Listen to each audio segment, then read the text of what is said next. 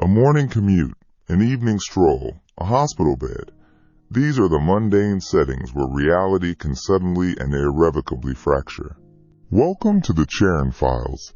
The stories you are about to hear are testimonies from living witnesses of what moves beyond understanding, of what refuses to be explained. Each of them stood at the edge of what is known and looked into what lies beyond it. My name is Charon, Ferryman of the Dead, the one who waits at that edge. What follows is what they brought back. May they prepare you for your own future encounters. The perceived solidity of human experience is often nothing more than a carefully constructed illusion, easily pierced by the active, unseen currents that flow beneath its surface. There are moments when the familiar landscape of everyday life warps, when the expected order of an interaction dissolves, or when the comforting presence of a loved one becomes an unsettling echo from a divergent timeline. These are not mere disruptions, but profound shifts, a sudden, impossible alteration that reveals the inherent fragility of your personal reality. They are the instances when the world you inhabit seems to glitch, offering a glimpse into the fluid, interconnected nature of all things, leaving a chilling awareness that what you perceive as absolute is merely one possibility among many.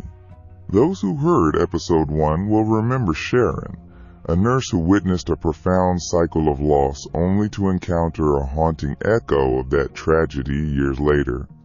Now Jason, in Hibiscus Coast Beach, Auckland, New Zealand, recounts an encounter that defied all logic.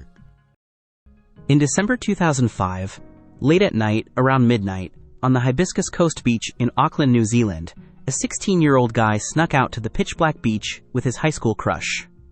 His best friend waited back up the hill in a car.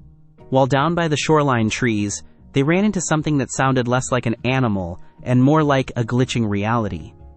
The geography of the Hibiscus Coast Beach, with its thick tree canopy path, was important to what happened next. They spotted movement in their peripheral vision and saw a toddler-sized entity crouched like a ninja near a tree stump. This creature was made of solid, smooth, pearl-white material.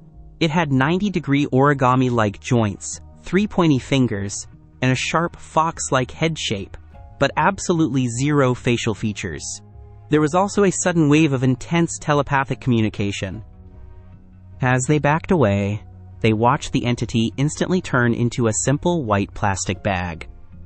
When they got back to the car, their friend was locked inside, terrified, because he had seen the exact same baby-like entity crawling up the hill before it turned into a plastic bag right in front of him.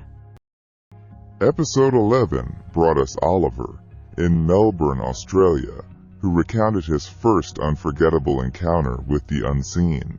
We now turn to Rebecca, in Massachusetts, who describes a sudden and terrifying transformation during her morning drive.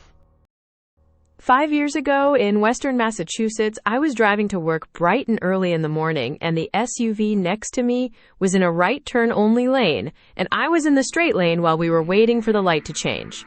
I didn't think much of it or look at the SUV or driver until the light changed, and they also tried going straight.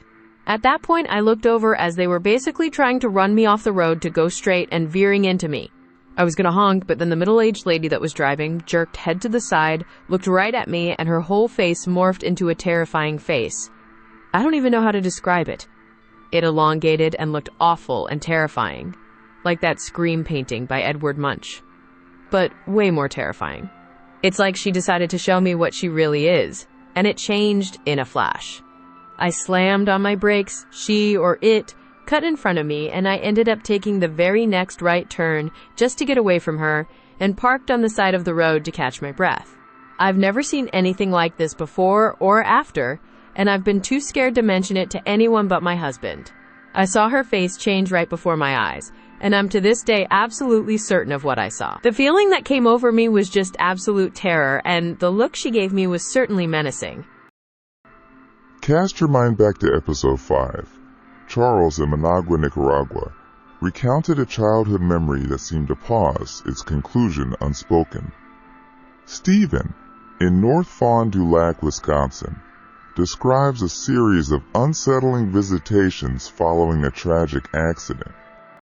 When I was in my early 20s, my older brother, who was 18, and I were on our way to a movie when we were hit by a drunk driver.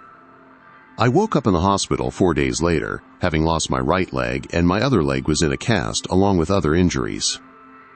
That night, I woke up to my brother sitting by my bed, telling me everything would be okay and to go back to sleep. The next day, my parents came to visit and see how I was doing. I asked why my brother wasn't with them, and they looked at each other but didn't say anything. That night, I again woke up to my brother sitting by my bed again, telling me he knows I can get through this, and I need to be strong and overcome this, and not let my injuries stop me from living life. We talked a bit, him not answering specific questions but answering more general questions. I remember asking him why he was still wearing clothes from yesterday, because that was very unlike him to wear anything similar to what he wore the day before. He didn't answer that, but when asked how he was, he said better than he thought he would be given the circumstances. He reminded me to be strong and keep living, and not let anything stop me, and how much he loved me before telling me I should get some more sleep. The next day, my parents again came to visit me in the hospital, and I again asked why my brother wasn't with them, and they again looked at each other. It was only after I said that I would like family to visit together, and not at different times, and would like my brother to visit during the day when we could talk more instead of at night, that my dad asked what I meant. I told him Andy had been coming at night to visit. My mom broke down and left the room. My dad then told me that was impossible because Andy died in the accident instantly. I didn't believe it and argued it and ended up having to be sedated. That night I had no visit, and the next day my parents brought a newspaper article about the accident. Years later, my fiancée had an experience, and having never seen a photo of my brother, she described him to a T and what he was wearing. That is a story for another time, but it was nice knowing my brother is still around and looking out for me and those I love. These accounts bear testament to the moments when the familiar world reveals itself to be a mere facade, capable of distorting and reforming in an instant.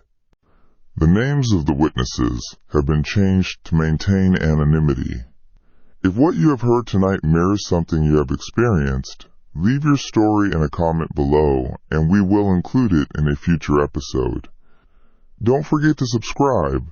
You wouldn't want to miss the next episode of The Charon Files.